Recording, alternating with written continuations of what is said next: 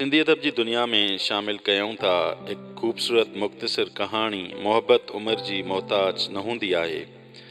हिकिड़ी वॾी बाज़ार मां शॉपिंग कंदे एक दुकान जे काउंटर ते मूं हिकु कैशियर खे 5-6 सालनि जी ॼमार वारे हिकु ॿारड़े सां बहस कंदे ॾिठो।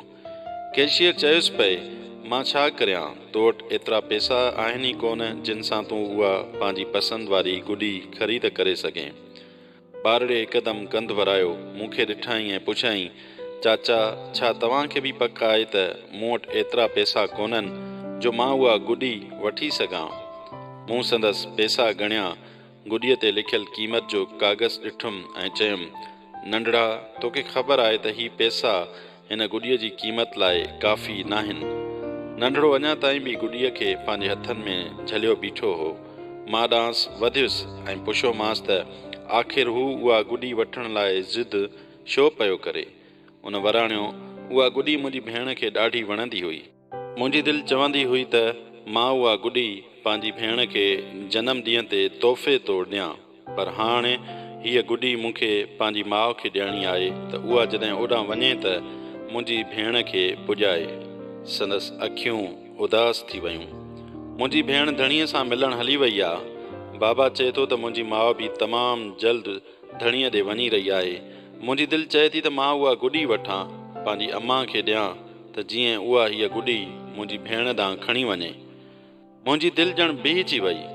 नंढड़े ॿारड़े मूं ॾे निहारियो ऐं चयाईं, मूंखे बाबा चयो त अम्मा खे चवे त अञा न वञे ऐं ओसी ताईं इंतज़ारु करे जेसीं ताईं मां बाज़ार मां ही गुॾी वठी मोटां। हिन ख़ूबसूरत फ़ोटो मूंखे ॾेखारियो जंहिंमें हू खिली रहियो हो ऐं ॿुधायईं, मां चाहियां थो त मुंहिंजी माउ ही फ़ोटो बि खणी वञे त जीअं मुंहिंजी भेण मूंखे न विसारे। मूंखे अम्मा सां ॾाढो प्यारु आहे ऐं मुंहिंजी ख़्वाहिश आहे त हूअ बि मूं वटां न वञे, पर बाबा चए थो त अम्मा खे वञिणो ई पवंदो, छाकाणि त मुंहिंजी नंढड़ी भेण उते अकेली आहे। उन वरी उदास अखियुनि सां गुॾीअ ॾे निहारियो ऐं माठि थी वियो। मूं हिकदमि पंहिंजो बटूं खोलियो ऐं नंढड़े खे चयुमि, ॾिसूं था त मथां कुझु पैसा गुॾी वठण लाइ निकिरी अचनि। मूं हिन जे पैसनि सां पंहिंजा पैसा मिलाया त उहा रक़म गुॾीअ जी क़ीमत खां कुझु वधीक निकिरी पई।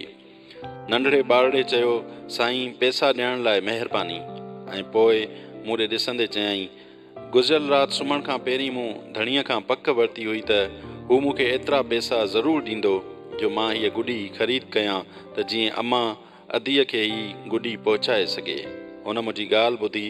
मुंहिंजी त इहा ख़्वाहिश बि हुई त मूं वटि एतिरा पैसा बि हुजनि जो पंहिंजी माउ लाइ हिकु अछो गुलाब वठी सघां, पर मूं में हिमत न थी त मां धणीअ खां एतिरो घणो घुरां। पर ॾिस त हुन मूंखे एतिरा पैसा ॾियारे छॾिया जो मां गुॾी बि वठी सघां थो ऐं अछो गुलाब बि। मुंहिंजी माउ खे अछा गुलाब ॾाढा पसंदि आहिनि। ख़रीदारी ख़तमु करण खां पोइ मोटंदे मां त ॼण को ॿियो माण्हू हुउसि। नंढड़ो ॿार त मुंहिंजे दिमाग़ मां निकितो ई न पए। ओचितो मूंखे यादि आयो त ॿ ॾींहं पहिरीं मक़ामी अख़बार में हिकु आर्टिकल छपियो हो जंहिंमें हिकु हादसे जी ख़बर हुई त नशे में धुत हिकु ड्राइवर पंहिंजी ट्रक खे हिकु बीठल कार में हई हुई जंहिंमें हिकु नंढड़ी छोकिरी ऐं संदसि माउ वेठल हुयूं। नंढड़ी छोकिरी त उते ई गुज़ारे वई हुई। माउ जी हालति ख़तरे में हुई। उन ख़ानदान खे उहो फ़ैसिलो करणो हो त उन औरत जूं मशीनूं हटाए खेसि दुनिया मां रुख़्सत ॾिनो वञे या अञा इहा हथरादू ज़िंदगी वधीक हलाइजे। जॾहिं इहो आर्टिकल यादि आयुमि त सोचींदो रहियुसि त छा उहो ख़ानदान उन नंढड़े ॿार जो हो। साणसि मिलण खां 2 ॾींहं पोइ मूं अख़बार में ख़बर पढ़ी त उहा नौजवान औरत बि गुज़ारे वई हुई। मां पाण खे रोके न सघियुसि। अछनि गुलाबनि जो गुलदस्तो वरितुमि ऐं जनाज़े ते पहुची वियुसि। मूं ॾिठो त नंढड़े छोकिरे जो फ़ोटो उहा साॻी गुॾी जा हुन ॿारड़े पसंदि कई हुई सा ऐं हिकिड़ो अछो गुलाब ताबूत में रखियल हुआ। मां रोअंदो उतां वापसि मोटी आयुसि। बसि मुंहिंजी हयाती सदाईं लाइ बदिलजी वई।